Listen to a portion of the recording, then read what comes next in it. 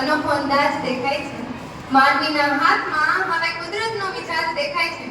કાલે જે કલ્પના હતી માત્ર વિજ્ઞાનની, આજે આર્ટિફિશિયલ ઇન્ટેલિજન્સ એટલે કે AI નો અવાજ દેખાય છે. Hello, good afternoon. આનંદની આચાર્ય શ્રી નિર્ણાયક તેમજ વિદ્યાર્થીની આપ સૌને ધોરણ 11 ની વિદ્યાર્થીની મનાલી ચોવડાના જય શ્રી કૃષ્ણ. આજે હું એક એવા વિષય પર વક્તૃત્વ આપવા માટે ઊભી છું કે જે આપણા જીવનનો મહત્વપૂર્ણ ભાગ બની ગયો છે. હા, હું વાત કરું છું આર્ટિફિશિયલ ઇન્ટેલિજન્સ એટલે કે AI. આ AI આપણા માટે શાપ છે કે પછી અભિશાપ?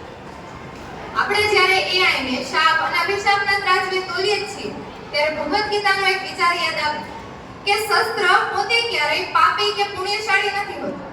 તેનો ઉપયોગ કરવાની ચેતના નક્કી કરે છે કે તે ધર્મ સાધશે કે પછી વિનાશ. આર્ટિફિશિયલ ઇન્ટેલિજન્સ એટલે કે કૃત્રિમ બુદ્ધિમત્તા. સરળ શબ્દોમાં કહીએ તો માનવી પોતાની બુદ્ધિનો ઉપયોગ કરીને મશીનને વિચારતા, શીખવતા અને નિર્ણયો લેતા શીખવે ત્યારે તેને AI કહેવાય છે.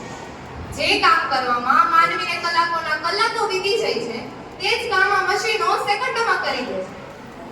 ये दौर है AI का, नई उड़ानों का दौर है. हर हाथ में तकनीक है, हर सपनों में नया शोर.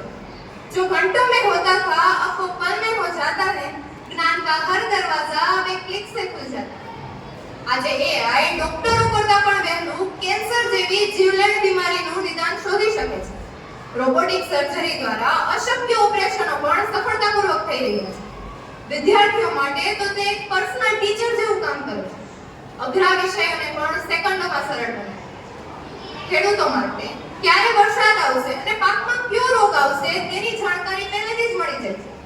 સરહદો પર આપણી સેનાને મદદ કરવા માટે AI ડ્રોન અને રોબોટ અહોરાત્ર તૈનાત રહે છે. ખરેખર આ વિજ્ઞાનનો ચમત્કાર જ છે. તેથી એક કવિએ સરસ કહ્યું છે કે વિજ્ઞાનની પાંખો લગાવી માનવી આકાશ આંબી રહ્યું છે. વિજ્ઞાનની પાંખો લગાવી માનવી આકાશ આંબી રહ્યું છે.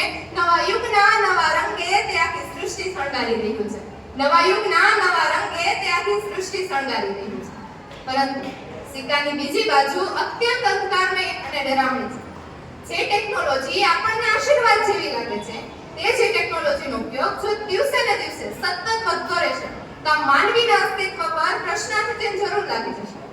ChatGPT જેવા ટૂલ્સ આવ્યા પછી કલાકારો, લેખકો, કવિઓ અને કરોડો કર્મચારીઓની નોકરી પર તલવાર લટકી રહી છે. જો બધું જ કામ મશીન કરવા માંડશે તો આ દેશનો યુવાન શું કરશે? આજે કોઈના પણ ચહેરા અને અવાજનો દુરુપયોગ કરી નકલી વિડિયો સેકન્ડોમાં બનાવી શકે છે.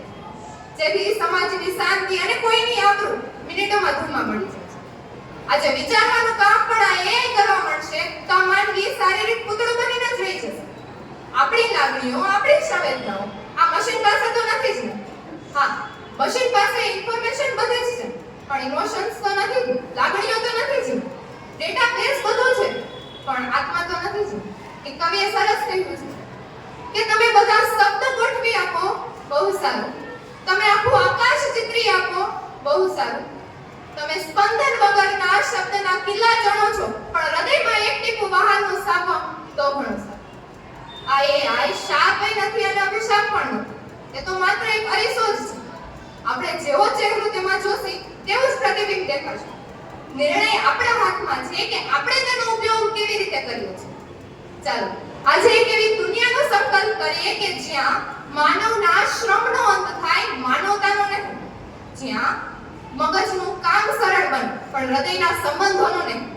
અંતમાં તો હું બસ એટલું જ કહીશ कि AI ना शाप है ना अभिशाप है, ये तो इंसान के हाथों का हिसाब है. जिसने इसका सही उपयोग किया उसने हर मुश्किल में नया रास्ता पाया. जिसने इसका सही उपयोग किया उसने हर मुश्किल में नया रास्ता पाया. ज्ञान बने तो भविष्य संवार देगा और स्वार्थ बने तो विश्वास बिगाड़ देगा. तकनीक कभी गलत नहीं हो सकती, नियति ही उसकी दिशा तय करती. तकनीक कभी गलत नहीं हो सकती, नियति ही उसकी दिशा तय करती. AI ना शाप है ना अभिशाप है. इंसान जैसा उसका उपयोग करेगा वैसा ही उसका प्रताप. इंसान जैसा उसका उपयोग करेगा वैसा ही उसका प्रताप.